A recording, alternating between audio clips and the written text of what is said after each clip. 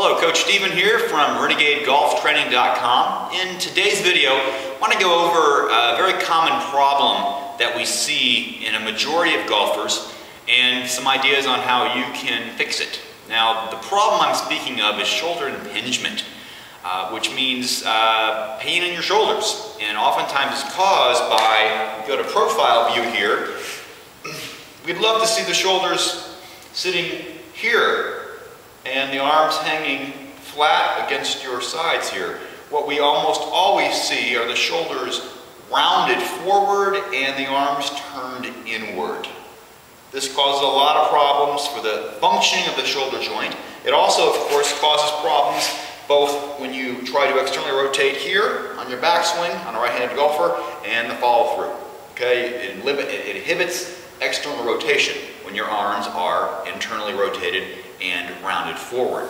Now, there are several reasons why this can happen, including our postural flexion orientation when we drive, when we text on computers, etc. And it can cause muscle imbalances. So we're going to look at two muscles today, the lat muscles and the pec muscles that can be tight and cause this phenomenon, which can destroy your golf game. Now, we're going to foam roll. We're going to self-myofascial release each of these muscles, then we're going to stretch them. So we're going to start out with your lats. Okay, to self-myofascial release your lats, we're going to use a foam roller. This one is kind of awkward and kind of feels crappy, but it's the way it's supposed to feel initially. You're going to lay on your side. I usually like to support the head with the opposite hand here. Now the foam roller is going to be pretty much up in the armpit. You're going to then gently roll upward. The foam roller can move right up along the edge of the shoulder blade and back down to the armpit. Up and down this way. You're going to feel some tenderness most likely. You can also roll a little bit inward and or a little bit back. Again, searching out for the areas that are most tender, and we're going to be releasing them. You can spend anywhere from 20 to 60 seconds discovering those spots. And of course, we'll do both sides. After we've released them, then we're going to go ahead and do a stretch for them. So come on this way. Okay, so now that we've used the foam roller on the lat muscles, now we're going to stretch them out. There are numerous ways to stretch the lats. My personal favorite is what I refer to as the lean away lat stretch. You're going to grab on any solid object here, and you're going to sit back into this. Not so much down, but rather back and down. And this will give me a lat stretch on this left side. I'm going to move around a little bit here.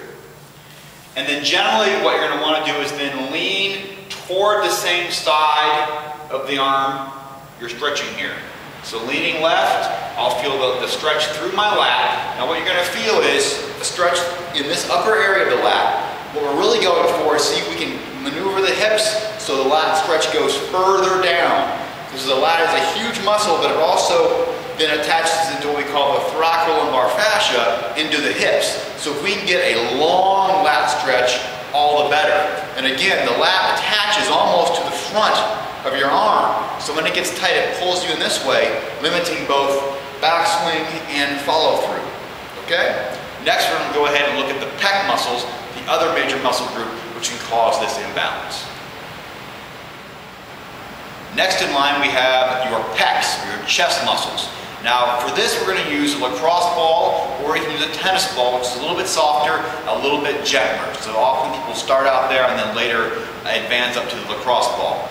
It's great to use a doorway for this.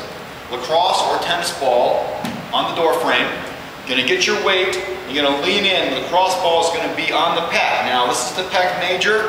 For many people, the pec minor, which lies upward, up toward the collarbone, is even more tender and tight, causing this internal rotation. So I'm going to go ahead and place it here, put a good amount of weight and lean into it. Find a good, tight, tender spot like so. And you can actually move your arm out, reach, move it around, do whatever you can to get all the crunchy granola spots in there. Working that feels really, really good. You'll see soon enough. And again, you can spend 30 seconds, even up to a minute, working out the different areas of the pec, helping to release that fascial system throughout the pec, pec major and pec minor. Then after doing both sides, we can go for the stretch. Okay, so now that we've released the pecs with the self-myofascial release, now we're going to stretch them. Now we're going to do static stretching in this case, which you would not want to do immediately prior to playing golf. We'll go over that in later videos and articles. But for this purposes, static stretching will work just fine. We're going to go ahead and take an upright posture here, arm at 90 degrees, same side leg forward as the side we're stretching. Knee comes forward, so does torso, and you turn away. You should feel a nice stretch here across the major part of your pec major. The second version we can do, go after that little bastard called the pec minor, is to extend the arm up on an angle like so. Again, lean forward and turn away. Now, how do you know if you're getting the pec minor? Most of my clients tell me it feels like they're getting stretch in the armpit. You'll feel it here as well, but if you're getting up into the armpit, you're probably getting the pec minor, which we need to do. So, now we've covered how to release and stretch the two major muscle groups responsible for this. So let's go ahead and release them, stretch them, stand up straight, enabling you to get a better turn and follow through, and let's get after old man par.